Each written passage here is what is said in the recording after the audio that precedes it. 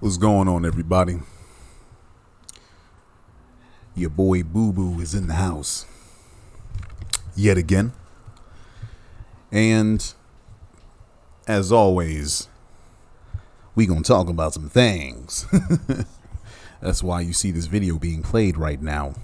Also, I wanted to show off some of the mods courtesy of SHAAR. Shar. He dropped some new mods, including one that I've been waiting on for a long time, Iceman Sub-Zero. The mod didn't cooperate with me in these initial fights, but you'll see it later in the video and stuff like that. So what is the topic of this video? Well, the topic of this particular video is about men and women, specifically this I'm going to call Women Deserve Better Part 2. I initially put out a video titled Women Deserve Better Part 1, and I stand by everything that I said in that video. However, since then, some new conversations and dialogues have been, happening.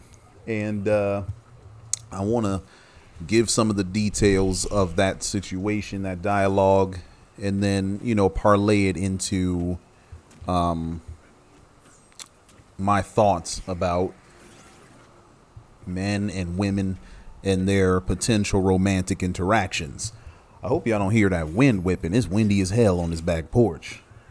But that's the way I like it, you know what I'm saying? But anyway, so let me set the table. So, Iyanla Vanzant is sort of a self-help guru and stuff like that. And, she's very wise and, has a lot of interesting insights.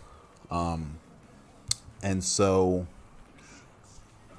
she went on the Breakfast Club and she made the proclamation that a lot of women today are men in skirts. Not because they're not feminine, but because they have exchanged some of their, the typical characteristics of femininity, namely intuition, compassion, cooperation, nurturing, all of that stuff, and they've exchanged it for masculine characteristics. And so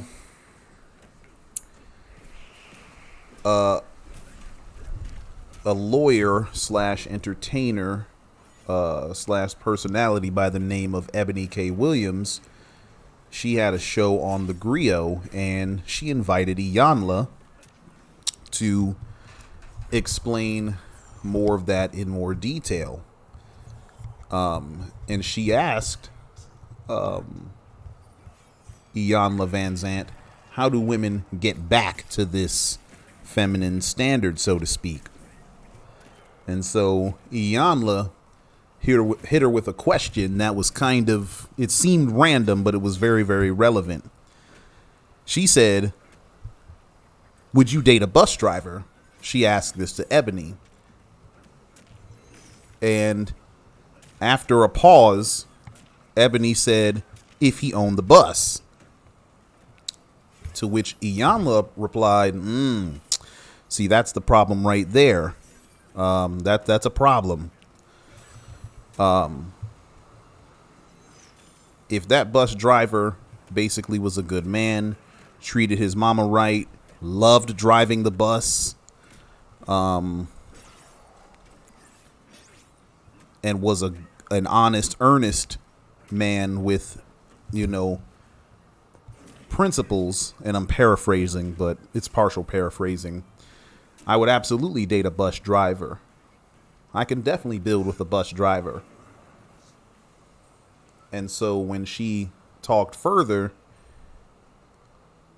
she explained that, a lot of these standards that women are expecting of men, according to how society has changed over time in terms of women graduating from school in record rates, women earning more and more and more dollars over time, whereas men's wages have not only stagnated but fallen, and men are not going to school as often. Ebony had, set the table for Iyanla, saying, when women are looking for these men to be providers, protectors, and leaders, a lot of these men out here, they're not able to fulfill those things. And that's when Iyanla, said that, hey, those standards are starting to become, non-applicable anymore. They're starting to become irrelevant considering the day-to-day reality that we live in. And that's when she, asked her about the bus driver thing. And, that whole interview was 24 minutes. I think it's a must watch, for all people, particularly those that are black and brown and non-white. I mean, it applies to white people too, but these were black women having a conversation basically centered in the black community.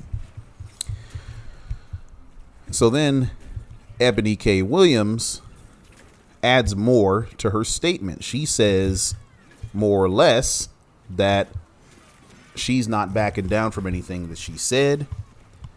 She was very surprised at the kind of negative reaction to the comments that she got, or the negative comments that she heard, especially from men.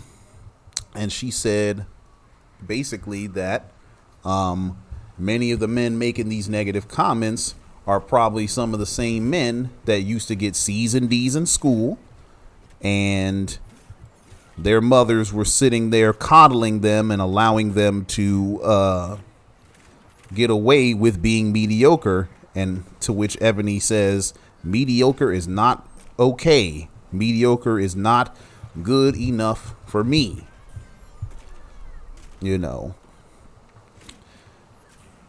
And so then Ebony K. Williams gets invited onto the Breakfast Club, and she doubles down on those statements and has a very interesting dialogue with Charlemagne and DJ Envy and the two guests whose names I can't remember right now, but it was a very revealing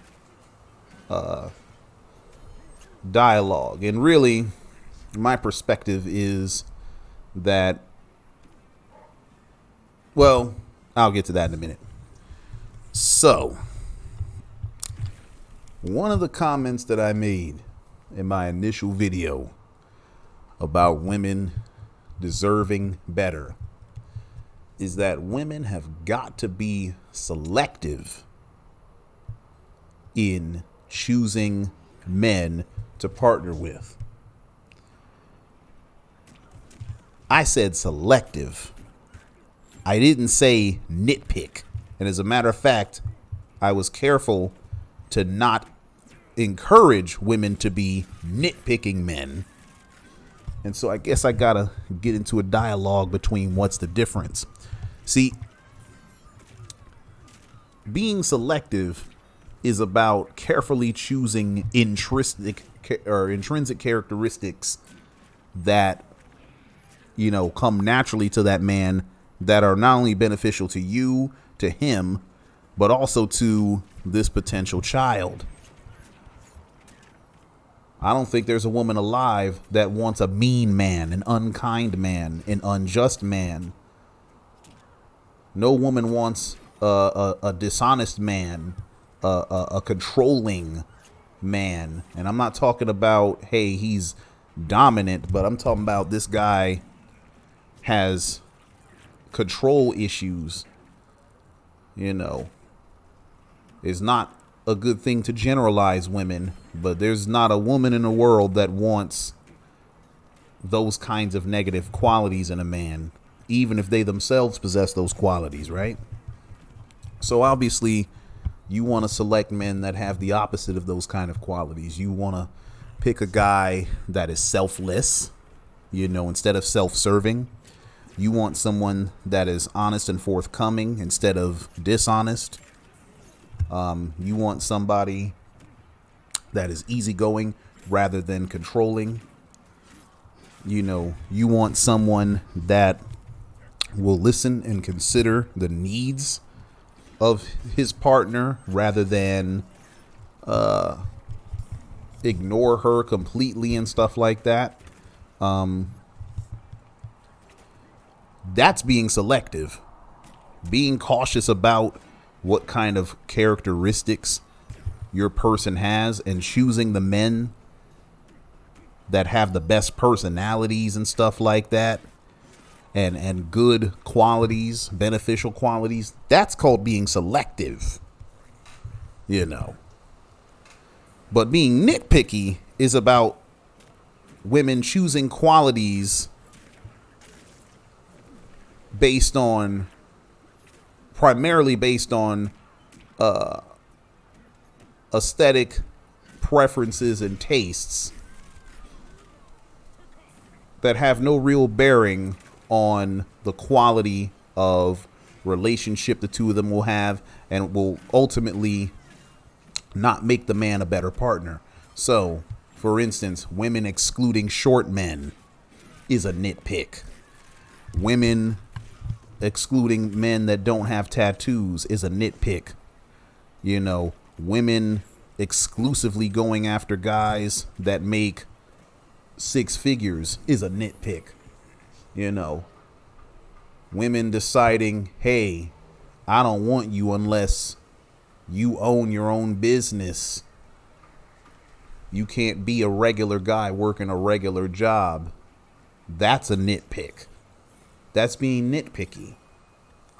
And by the way, it doesn't just work from female to man. It works in all orientations, same sex, non-binary. I don't give a good goddamn.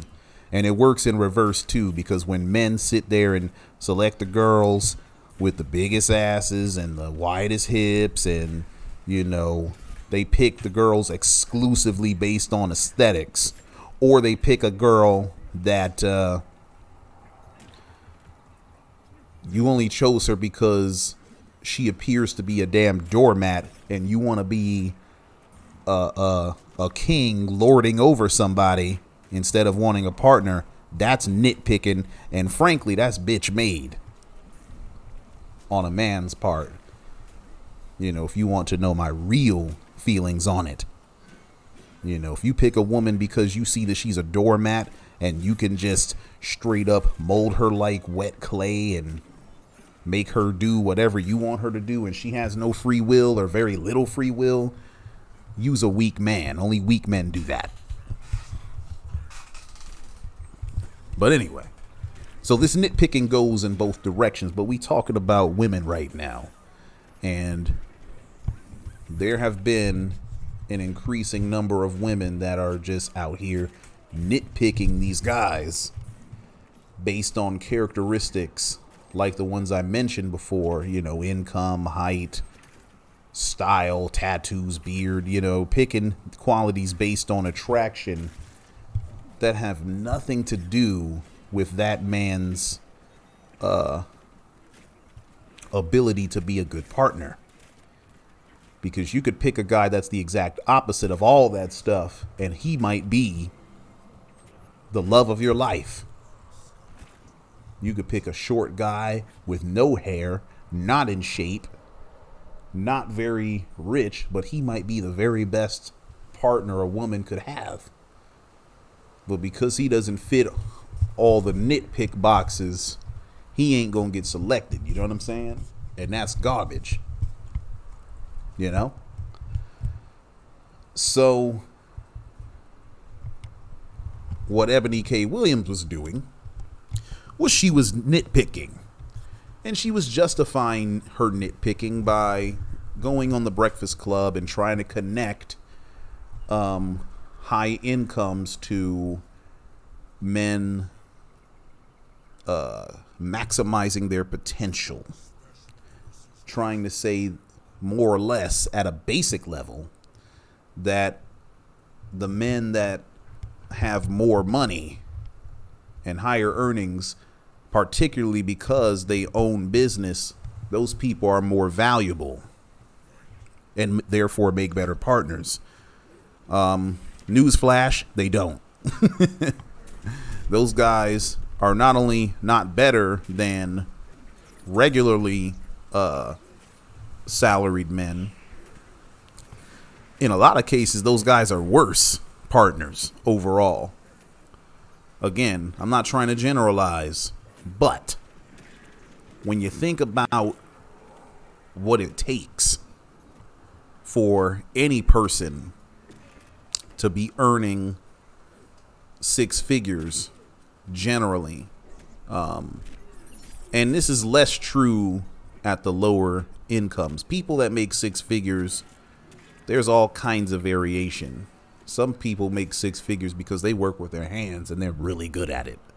They're still regular guys, but they're very good with their hands. You know what I'm saying?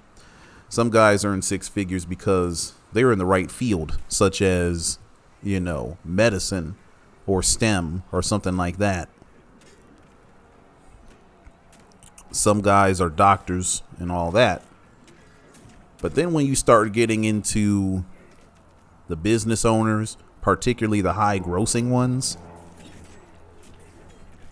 the more that these people gross, typically in many cases, it's because they're either well connected, they're better at dodging taxes,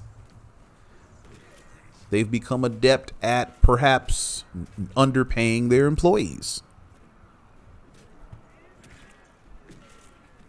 or they're outsourcing, or they're doing some sort of underhanded, nefarious tactic designed to maximize their profit and revenue and minimize their costs, a lot of times at the cost of their own humanity.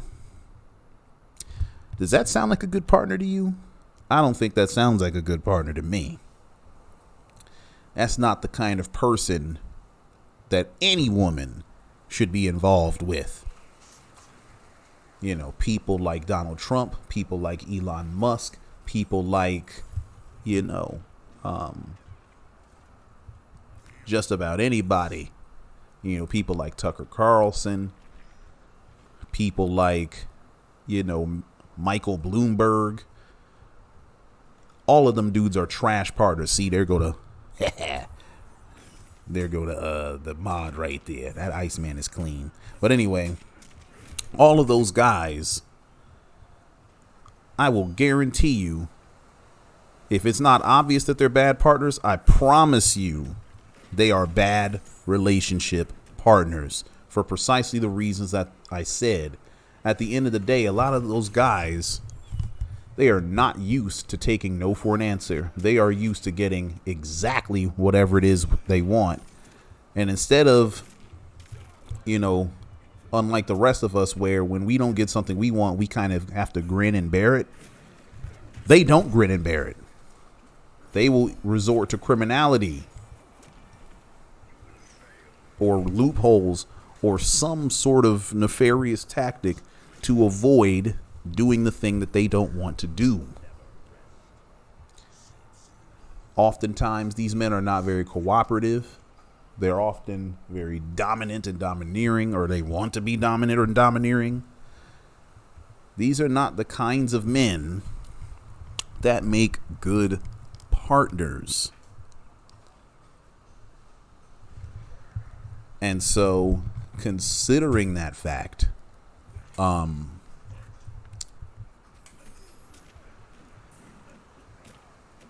it's asinine that women are out here trying to look for these men, seeking them actively, because a good chunk of them are trash partners to begin with. And the ones that are not, the ones that are decent guys that just happen to be higher income earning, or they own their business, they're not going to want a woman like Ebony K. Williams. not because they're threatened by her power or her income or anything like that. She's cantankerous. She has exactly the negative qualities that Miss Iyanla Vanzant warned about. She's acting like a man in a skirt. Not because of her income. Not because she had the nerve to say an opinion I didn't like. Lord knows I'm not in charge of anybody's opinion. And I'm not in favor of trying to silence any woman's opinion, even if that opinion is trash, you dig? But when Ebony K. Williams was on that Breakfast Club, she did all the talking and virtually none of the listening. You know? DJ Envy and Charlemagne, plus the other guests, they all tried to let her know in various ways that her comments were harmful to people. And she's just like, look, I don't give a fuck about that. I don't care about people's feelings. I'm not in the business of caring about people's feelings. I'm here in the business of telling the truth. And at a certain level, I respect that and I identify with that. You know what I'm saying? However, on the flip side,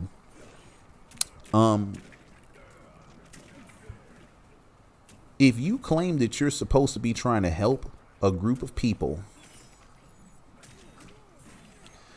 the last way to help a group of people is to, what's the word I'm looking for? I'll just use diss. You can't help somebody and diss them at the same time.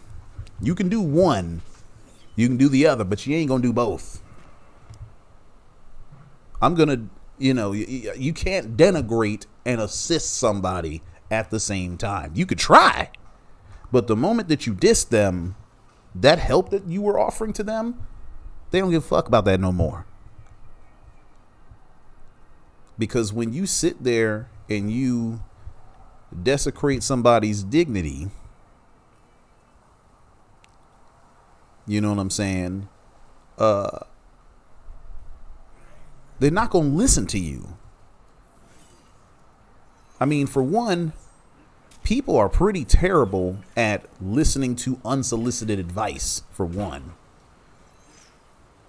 People generally have to be looking for the advice in order to even consider listening to it to begin with, right? So you're already offering unsolicited advice, trying to say that the men that are out here not making enough money, they can strive to do better, and then if they would do that, that would make them more suitable partners for women like her. But here's the problem. You then turned around and said that they got C's and D's. You then equated them getting C's and D's to that being a bad thing, and it's not enough. Not good enough. You equated that to being bad. Now, I'm a teacher. There's a whole bunch of reasons as to why a kid gets C's or D's. Some of it literally is the kids not putting forth enough effort. They have all the ability in the world, but they're distracted by their phone. They're distracted by their friends. They're distracted by a partner, a boyfriend, girlfriend, whatever. And everything else has taken a back seat to their education. Sometimes that's the reason why they get a C or a D. But other times they're getting a C or a D because really they don't even belong in that class. They don't have the prerequisite knowledge to be in that class. They should have been placed in a different class. And they're struggling because they don't have the background. And because they don't have the background, they can't do the homework when they get at home. And therefore can't turn in the homework on time. And so they wind up getting a bunch of zeros, or they start losing a bunch of credit here and there. And then it adds up.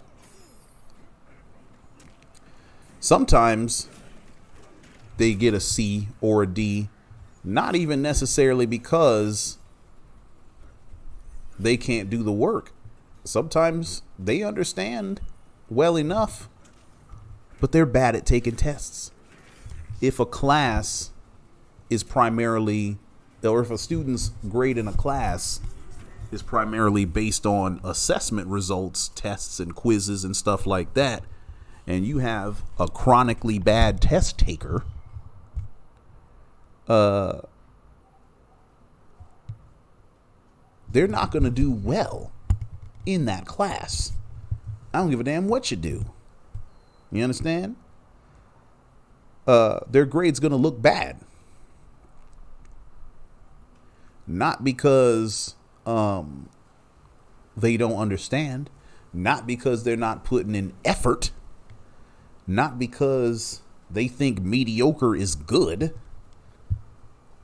but because they suck at taking tests. This is a thing. Test anxiety is a real thing. And a lot of times a teacher can help those students simply by giving them the same questions and not calling the assessment a test. De-emphasize the seriousness of the assessment. Still make it worth the same amount of points, but don't emphasize the fact that, ooh, it's a big test. By doing that, that helps all those anxious kids out quite a bit. But the point is, looking at somebody's grades and making a value judgment on them and their effort is fool's gold. That is an exercise in futility. It is false. It is erroneous. I even think about my own experience. There were times that I got C's in classes. Classes such as AP Chemistry.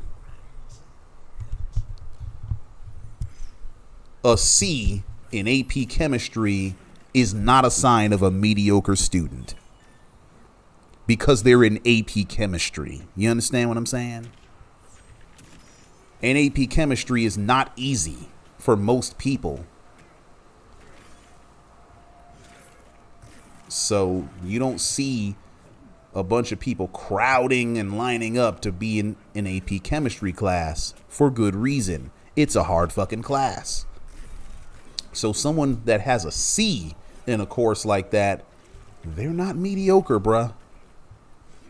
They're still in the top echelon of students at that school. Because only the top most students take AP Chemistry. You understand? So making a value judgment on people based on grades is wrong. For one. But then two,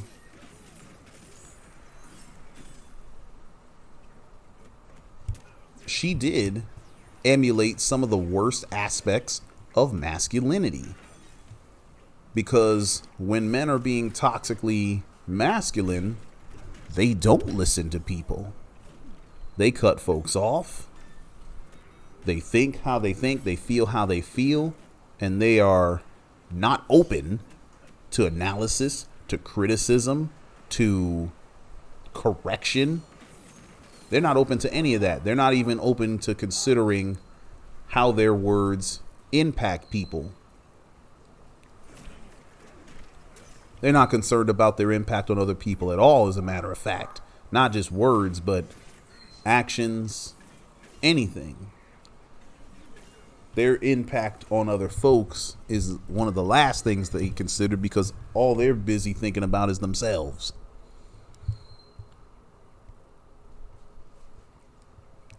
And that's a problem.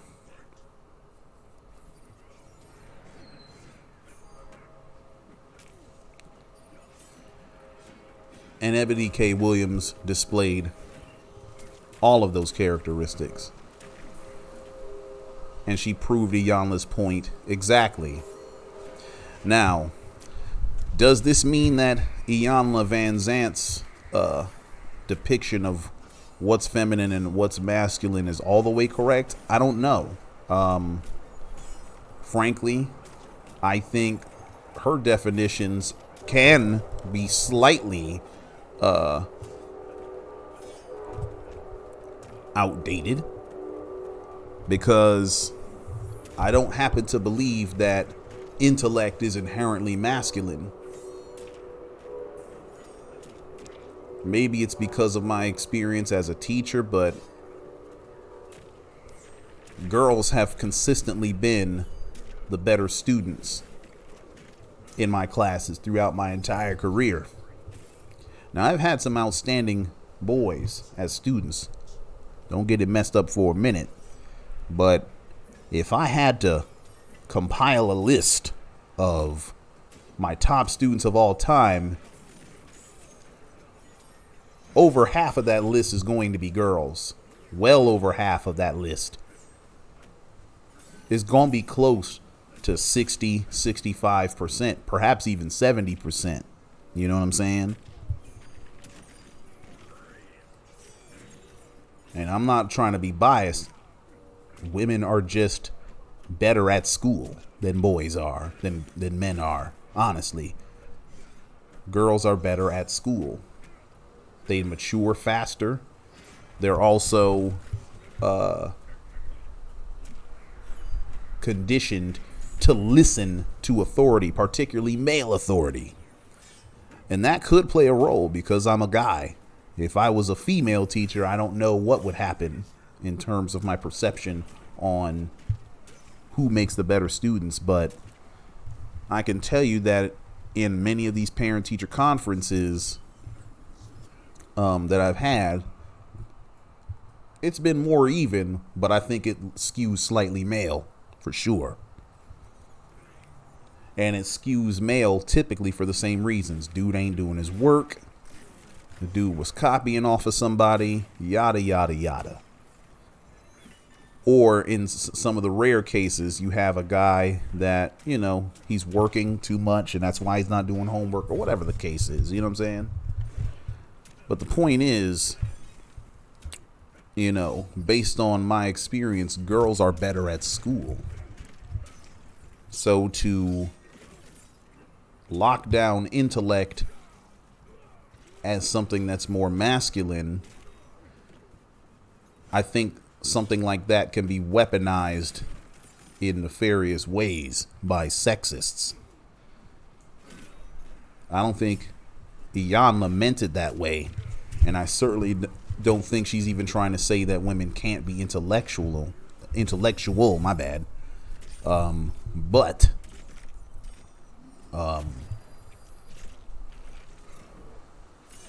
cynically bad actors can take that same basic philosophy and twist it to mean that girls aren't supposed to be intelligent at all or something like that. They can sit there and twist that narrative in a very negative direction. And so I'm not sure I'm feeling that too much. However,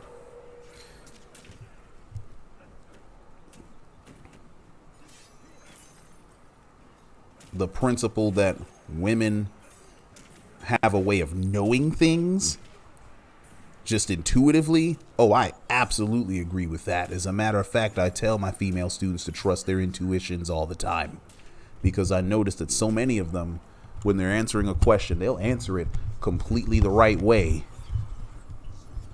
because they were following their intuition, but then they're like, nah, that's probably wrong, and then they erase it. So they erase the correct answer in exchange for an incorrect one. You know?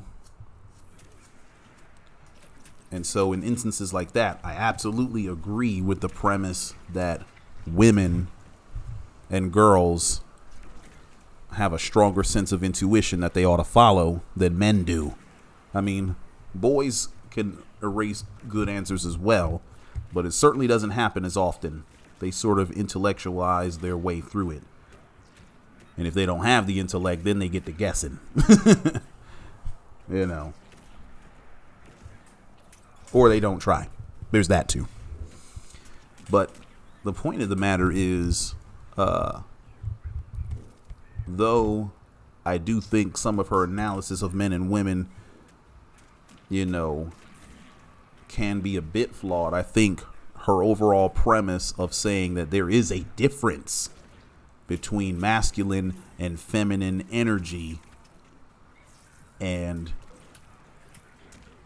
we have more and more women tapping into the masculine side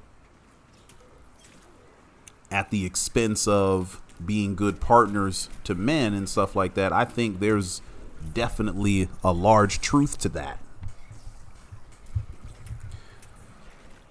However, I will say